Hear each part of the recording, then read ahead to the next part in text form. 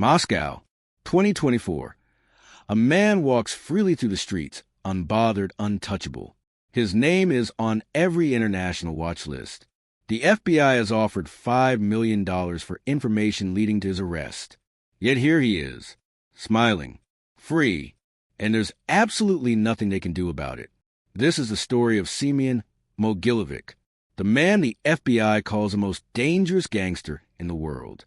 The man who built a criminal empire spanning 5 continents. The man who proved that some people are simply above the law. His story begins not in the shadows of organized crime, but in the halls of academia. June 30th, 1946. Kiev, Soviet Ukraine. A modest Jewish family welcomes a baby boy into a world still recovering from the horrors of war. The Podol neighborhood where young Semion grows up is cramped, poor, suffocating under the weight of Soviet oppression. But Semion is different. He's smart, dangerously smart. While other kids his age dream of becoming factory workers or soldiers, Semion studies. He devours books on economics, mathematics, finance. By the time he's 20, he's enrolled at the University of Lviv, pursuing a degree in economics. His professors notice something unusual about him. He doesn't just understand economic theory. He sees the cracks in every system, the loopholes, the opportunities others miss. But this is the Soviet Union. No matter how brilliant you are, the system decides your fate. Semion graduates with honors, and like millions of others, he finds himself trapped in a society where genius means nothing without connections. So he makes his own connections. In the black market, where Soviet Jews desperate to escape the country need someone clever enough to navigate the bureaucratic nightmare of emigration. Someone who can move money, assets, valuables. Someone like Semion. It starts small. An old woman wants to emigrate to Israel. She owns jewelry passed down through generations. She can't take it with her. Semion offers to help. He'll sell her jewelry for fair market value and forward the proceeds once she's settled. She trusts him. Dozens of others trust him. And that's their mistake. Because Semion Mogilevich doesn't forward the proceeds. He pockets them. Every ruble, every dollar, every piece of gold. It's brilliantly simple. His victims are already gone, scattered across Israel, America, Europe. Who are they going to complain to? The Soviet police? They have no jurisdiction. Israeli authorities? They have no evidence. Semion has found the perfect crime. Exploit people at their most vulnerable moment, when they're between countries, between lives, when they have no recourse whatsoever. He makes a fortune, and he gets caught. Twice. Currency dealing offenses. 3 years in prison, then 4 more. But prison doesn't reform Semion Mogilevich. It educates him. Behind bars, he meets real criminals. Vor v. Zakon, thieves in law, the old guard of Russian underworld. They recognize his gift, his mind for numbers, his talent for seeing opportunities in chaos. When he walks out of prison the second time, he's no longer a small-time scammer. He's connected. He's learned. He's ready for something bigger. Much bigger. Then comes 1991. The Soviet Union collapses. And for Semion Mogilevich, it's like watching a bank vault explode open. The chaos is unimaginable. State-owned companies being sold for pennies. Entire industries up for grabs. Nuclear materials unaccounted for. Weapons stockpiles abandoned. And nobody's in charge. It's the greatest criminal opportunity in modern history. While ordinary Russians line up for bread, Semion sees something else. He sees the future. His future. He moves to Hungary, marries a local woman named Katalin Pap, obtains a Hungarian passport, buys a fortified villa outside Budapest. And from this base, he begins building what the FBI would later call the most sophisticated criminal enterprise ever documented. But before we reveal the full scope of his operations, there's one scheme that shows just how audacious Semion Mogilevich really is. One scheme that should have been impossible. YBM Magnex International, a magnet manufacturing company. Sounds boring, right? That's exactly what Mogilevich was counting on. In 1997, YBM goes public on the Toronto Stock Exchange. Investors are told the company manufactures industrial magnets and bicycle parts in Pennsylvania and Hungary. The stock price soars. Financial analysts praise the company's growth. At its peak, YBM Magnex is valued at $1 billion. Institutional investors pour in millions. Pension funds buy shares. It's a legitimate success story. Or so everyone thinks. Because YBM Magnex doesn't actually manufacture anything of value. It's a shell, a beautifully constructed illusion designed to do one thing: launder money. Millions and millions of dollars from prostitution, extortion, and fraud, washed clean through a publicly traded company on a major stock exchange. And it works. For 2 years, it works perfectly. Until May 13, 1998. The FBI raids YBM's headquarters in Newtown, Pennsylvania. Dozens of agents swarm the building. Computers seized. Files confiscated. By the end of the day, the truth is undeniable. YBM Magnex is controlled by the Russian mafia, specifically by Semion Mogilevich. $1 billion in market value evaporates overnight. Shareholders lose everything. And Mogilevich, he's already gone, back in Hungary, protected by his new passport, completely untouchable. If you're shocked already, subscribe. This case gets way worse. The YBM fraud should have ended him. The FBI has evidence. They have documents. They have testimony. But they can't touch him. Mogilevich doesn't just run a criminal organization. He runs a network of businesses, banks, and politicians that span the entire globe. And every layer of that network is designed to keep him insulated from prosecution. By the late 1990s, FBI investigators are uncovering the true scope of his empire. And it's worse than anyone imagined. Much worse. Women, hundreds of them, trafficked from Ukraine, Russia, Moldova, promised jobs as dancers or waitresses in the West. Instead, they're forced into prostitution. Israel, Germany, the United States. Mogilevich's network provides the documents, fake passports, work visas, everything needed to move human beings across borders like cargo. The operation is industrial in scale, and the profits are staggering. One FBI report from this period describes meeting with a trafficking victim in Tel Aviv, a young Ukrainian woman, barely 20 years old. She'd been promised a job as a nanny in Israel.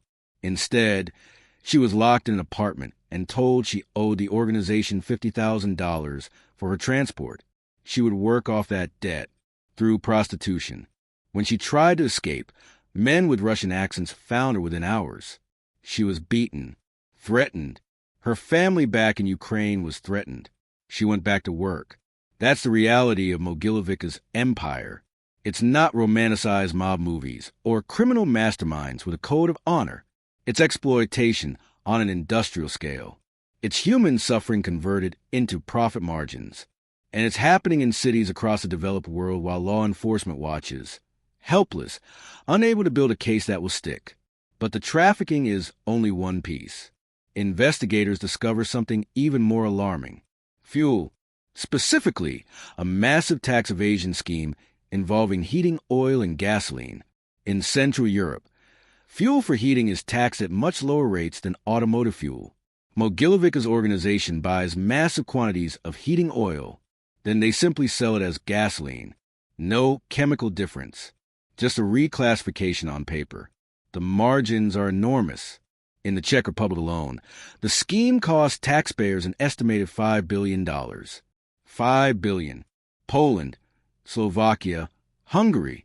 Every country in the region is being bled dry.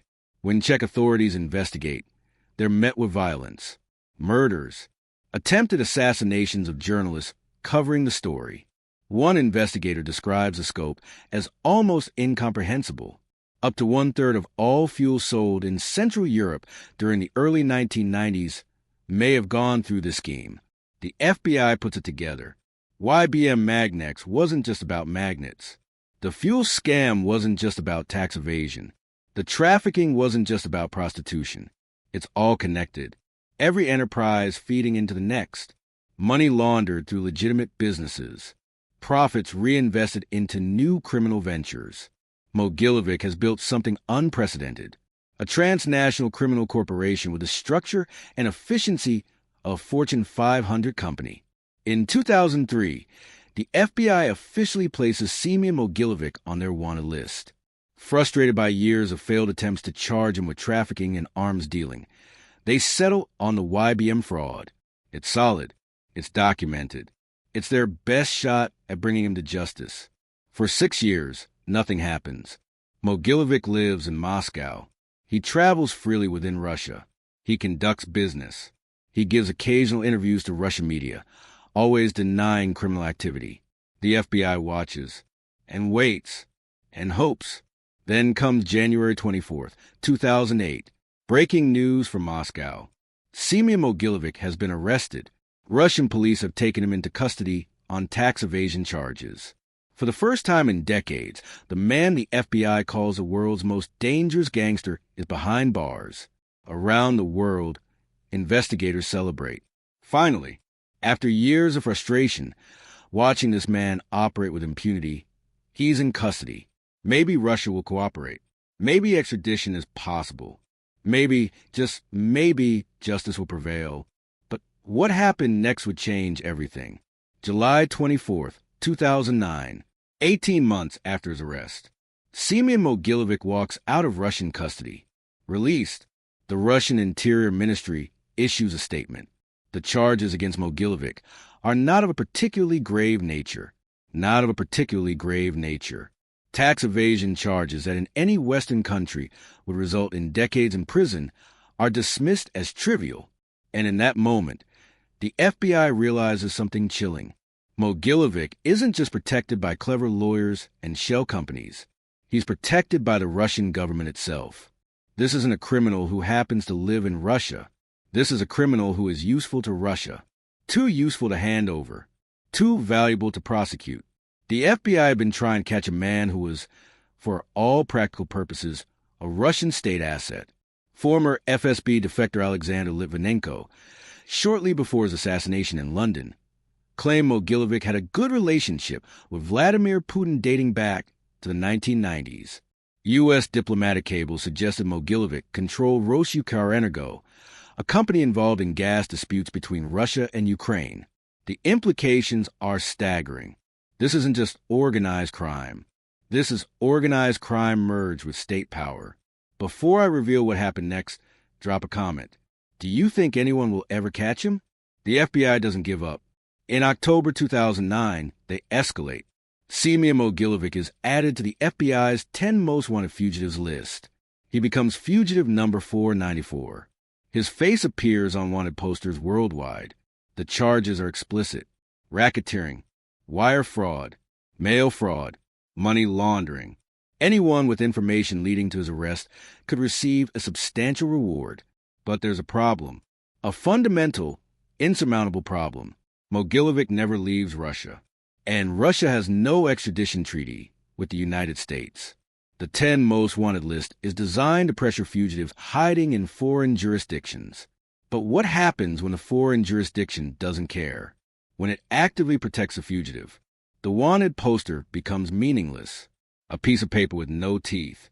Meanwhile, Mogilevich's operations continue to expand. Weapons trafficking, not handguns or rifles. Industrial-scale arms dealing. Conflict in Africa. The Middle East. Mogilevich's network supplies weapons to war zones, fueling violence that kills thousands. One intelligence report suggests his organization brokered deals involving former Soviet military stockpiles, anti-aircraft guns, ammunition. Some reports even mention attempted deals involving radioactive materials.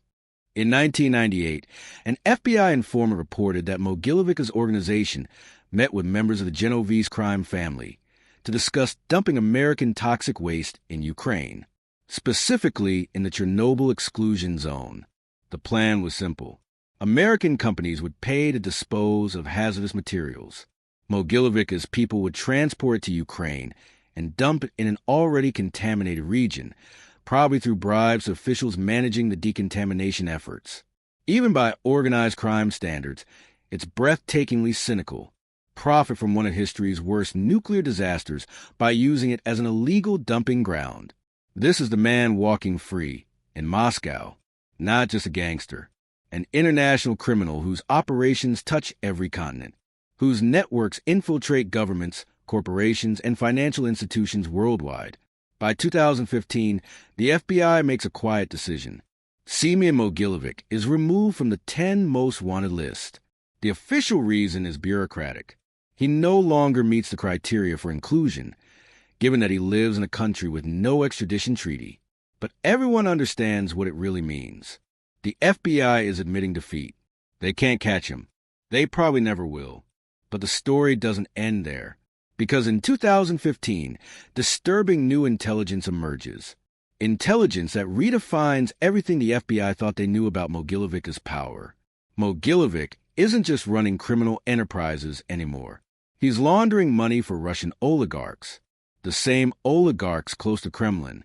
Some intelligence assessments suggest he's become a key financial facilitator for Russian state interests, moving money that can't be moved through official channels, evading sanctions, disguising transactions that would otherwise attract international scrutiny. This is why Russia protects him, not out of corruption or incompetence, but because Semion Mogilevich is useful. His criminal networks, built over decades, provide plausible deniability for state operations. Need to move money to fund a proxy group? Mogilevich's network can do it. Need to acquire technology subject to export restrictions? Mogilevich's people can make it happen. He's not just a criminal. He's an extension of Russian foreign policy. In April 2022, following Russia's invasion of Ukraine, the U.S. State Department's Transnational Organized Crime Rewards Program updates its offer. $5 million for information leading to the arrest or conviction of Semion Mogilevich. It's one of the highest bounties ever offered for an organized crime figure. But here's the thing about a $5 million bounty. It only works if there's somewhere to spend it. If you're a Russian citizen with information about Mogilevich and you report him to American authorities, what happens? You become a traitor to the Russian state. Your life expectancy drops to near zero. Mogilevich's connections ensure that. The bounty is symbolic, a statement, but it's not a solution. Today, Semion Mogilevich lives in Moscow. Occasional photographs surface of him at restaurants or walking through the city. He's older now, in his late 70s, but he's free, he's wealthy, and he's untouchable. The FBI continues to list him as wanted. International arrest warrants remain active, but everyone involved understands the reality. Unless Russia decides to hand him over, which they won't, Semion Mogilevich will die of old age, comfortable and free. The victims of his crimes, scattered across the world, get no such comfort. The women trafficked through his networks. The investors who lost their savings in YBM. The taxpayers in countries bled dry by fuel scams. The communities torn apart by weapons he supplied. They live with the consequences while he lives in luxury.